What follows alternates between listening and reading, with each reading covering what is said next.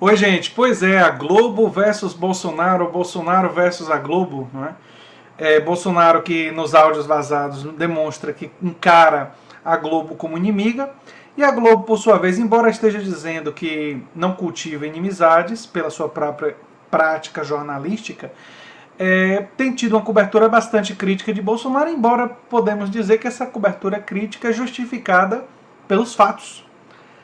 É sobre isso que nós vamos conversar no vídeo de hoje. Se você chegou agora, o canal é a Nova Máquina do Tempo. Eu sou André Teixeira Jacobina, aqui a gente fala de política, de ciência, de filosofia. Eu tenho uma sessão de diálogos com especialistas e o Filosofia Popular às sextas-feiras. E estou com dois filmes bem interessantes para o Filosofia Popular, então um para essa sexta e o outro para a próxima. Amanhã também vou realizar uma entrevista com uma pessoa maravilhosa, já está tudo certo.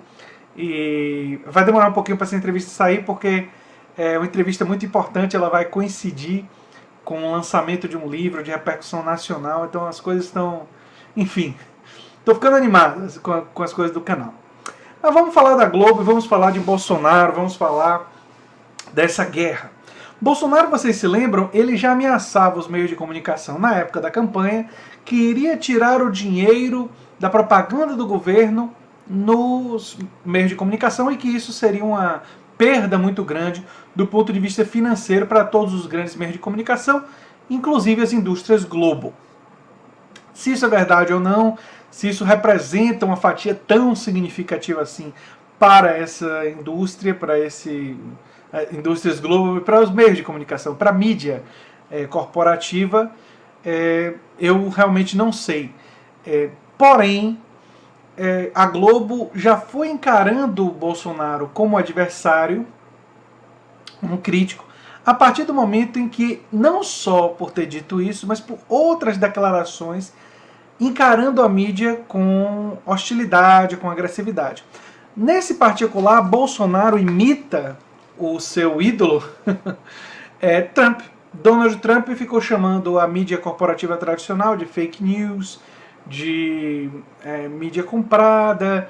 Quer dizer, ele sempre utilizou essa técnica de se colocar em confronto com a mídia corporativa para se posicionar como um anti-mídia tradicional. Essa estratégia de Trump, Bolsonaro está emulando, e para o seu público, pela avaliação que eu tenho feito das redes sociais, tem funcionado.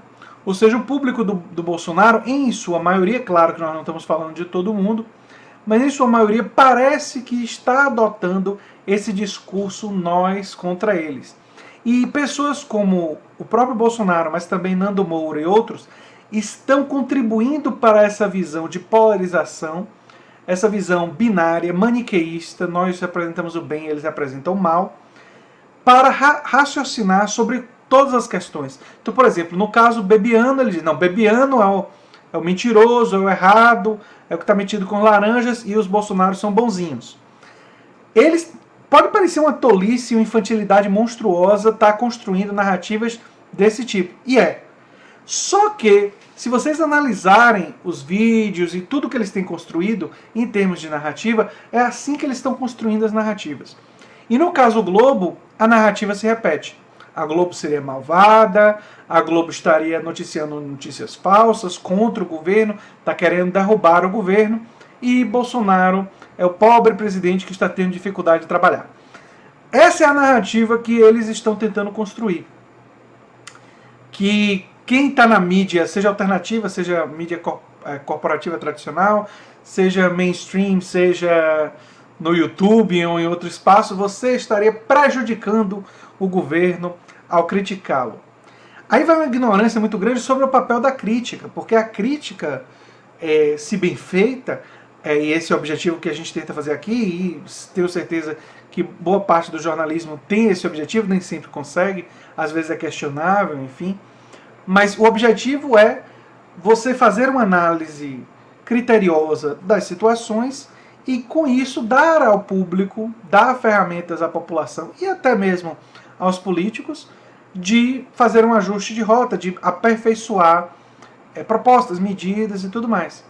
Então, a crítica tem um papel muito importante. E quando você trata toda e qualquer crítica como uma coisa de guerra, de inimigos, nós contra eles, que é como Bolsonaro está construindo todas as suas narrativas, e não apenas em relação à Globo, a narrativa em relação à Globo é apenas a mais recente, isso cria uma série de problemas do ponto de vista institucional.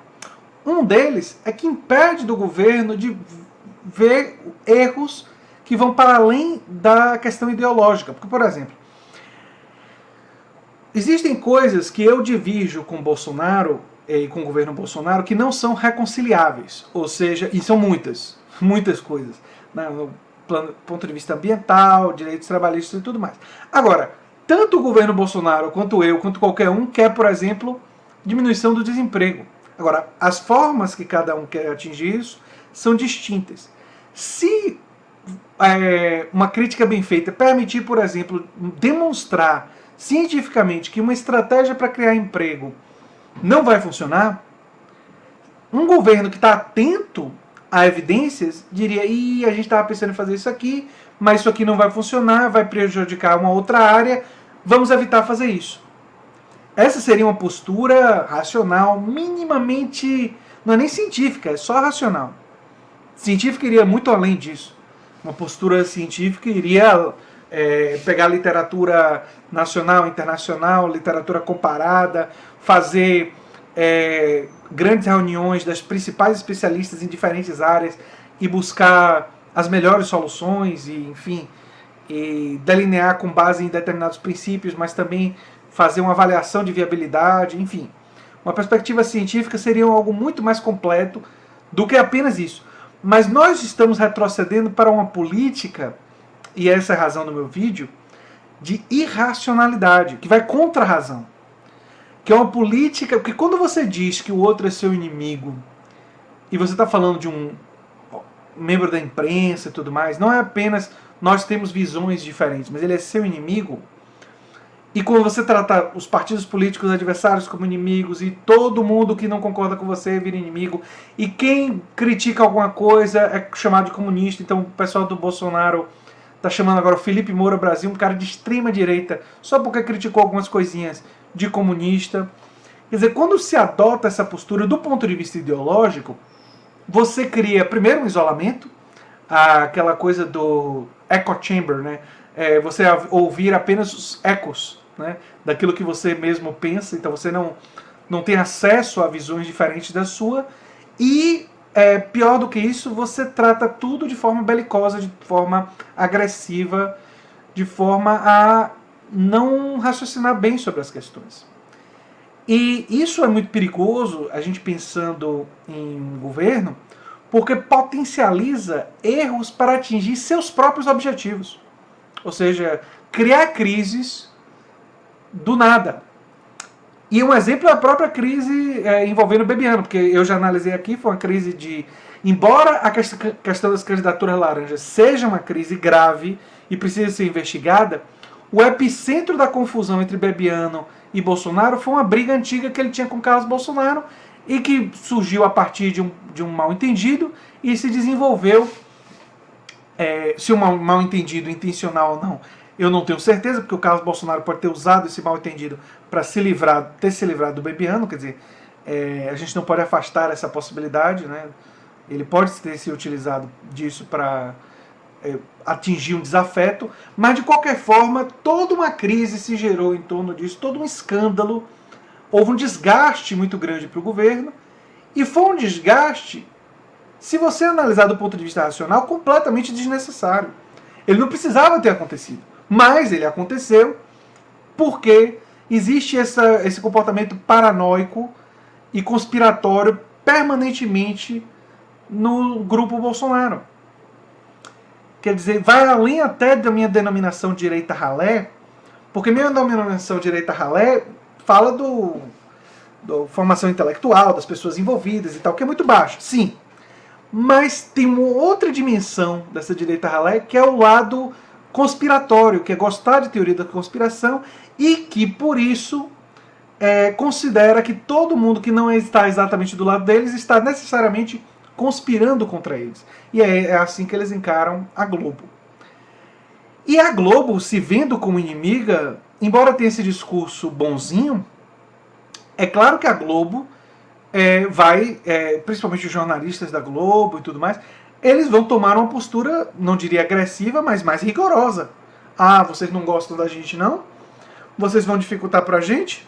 A gente também não vai facilitar para vocês. Sendo que a Globo, se o governo Bolsonaro jogasse o jogo da política corretamente, a Globo, do ponto de vista das políticas econômicas, estaria totalmente do lado do governo Bolsonaro. Essa é uma ironia muito interessante.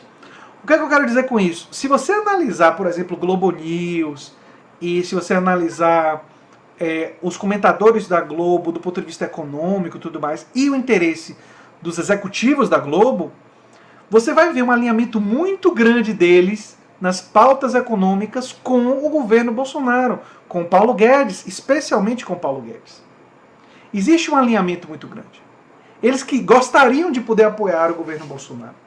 Agora, quando o governo Bolsonaro, além das pautas econômicas liberais, vem com um ranço de ultraconservadorismo, bancada evangélica delirante e todo o resto, né, Damares, conspiracionistas, Olavetes e tal, esse pessoal, quando você confronta com a dimensão corporativa da Globo, que são, a maioria deles, liberais do ponto de vista econômico, eles olham para aquilo dali e dizem, eu não quero nada com isso não. Eles reagem mal a esse tipo de comportamento e por isso, digamos assim, exercem uma postura crítica a todas essas outras dimensões do governo Bolsonaro. Então, se o governo Bolsonaro fosse um pouco mais inteligente e soubesse colocar a pauta econômica na frente, minimizar essas questões e até buscasse uma aproximação com a Globo, encontraria na Globo uma aliada. Mas está claro que isso não vai acontecer mais. Ou, quer dizer, futuro ninguém sabe. Mas essa aliança seria muito ruim para os progressistas, muito ruim para o Brasil. Então, de certa forma, vale a comemoração, entre aspas, de que o conflito entre eles, que parece não ter fim, vai exacerbar uma crítica ao governo e a Globo exercer, de fato, um papel jornalístico que é o que deveria ter sido sempre. E não um papel político que muitos membros da imprensa fizeram em outras épocas. Não é? Enfim, quando eu falo político partidário, é ter favoritos. Não é? E a mídia corporativa sempre tem. Nos Estados Unidos, para mim, por exemplo, agora está evidente que a mídia corporativa tem muita dificuldade com Bernie Sanders. Eles estão contra Bernie. Isso não é por acaso. Não é? E aqui no Brasil, Bolsonaro tem seus aliados, tem a Jovem Pan, está tentando agora fazer a sua própria Fox News, né, que é a nova CNN aí, que seria uma CNN à la Fox News. E ele tem alguns aliados na mídia, na imprensa. E até seus aliados estão sendo queimados nessa sanha paranoica e conspiratória. Vai ser algo muito interessante para a gente abordar nos próximos meses e para a gente acompanhar próximos capítulos dessa outra novela, não tão mexicana assim quanto a do Bebiano, mas que não deixa de ser um pouco ridícula, um pouco resultado de uma paranoia, resultado de uma visão pouco estratégica, que eu não acredito que vai mudar no curto prazo. Né? Enfim, vamos aguardar, vamos analisar, e se por acaso a mídia corporativa começar a falhar, vamos apostar, como estamos apostando, nas mídias alternativas, que são muito importantes nesse momento, especialmente para determinadas ideias do campo progressista se difundirem. Com certeza não vai ser na Globo e nos canais da mídia corporativa que ideias que não são nem tão novas assim, muitas delas são até ideias antigas, como a ideia de democratização do espaço de trabalho vem do século XIX, não é exatamente uma ideia nova, mas elas podem ser novas no sentido de renovar a nossa esquerda, né? Renovar o nosso campo progressista, o campo de esquerda, chame como quiser. Enfim, é isso aí, gente. Esse foi o vídeo de hoje. Se você gosta do que eu faço, se lembre sempre de se inscrever no canal, dar um like, compartilhar, que é muito importante para mim. Um abração e até o próximo vídeo. Tchau, tchau.